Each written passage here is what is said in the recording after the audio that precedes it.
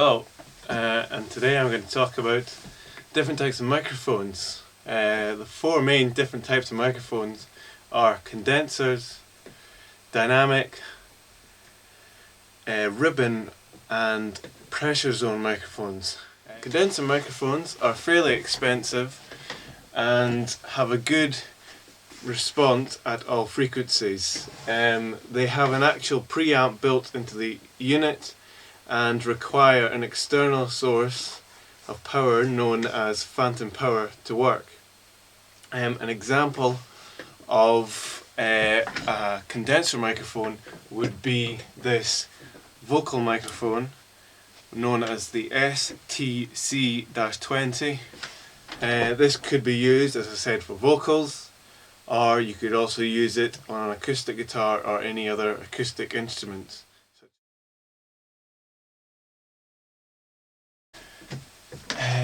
Dynamic microphones are cheap, rugged and easy to use devices. This type of microphone has a limited frequency range and has a polar pattern which is non-changeable.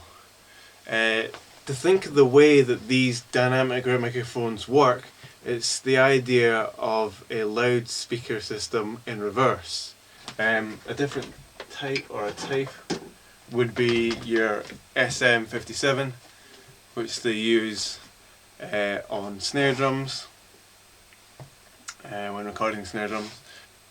And that's an example. Other examples of dynamic microphones would be the SM58, which is a live vocal mic.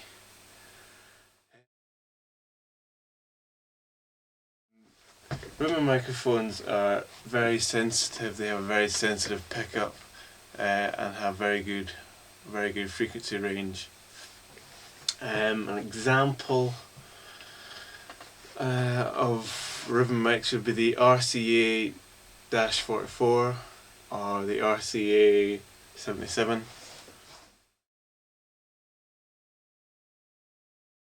Last but not least, pressure zone microphones, PZM, are flat microphones which are used to capture the ambience of a room. For example, if you're recording and you wanted to get a room recording, you would stick one of these on the wall and it would capture the room and the ambience of the room and capture a really nice overall sound of the instruments that you are trying to record.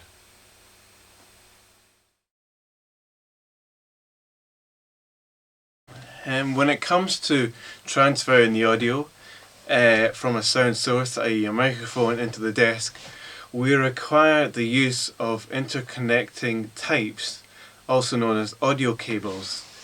The two main types which you would mostly see around studios would be jack cables. The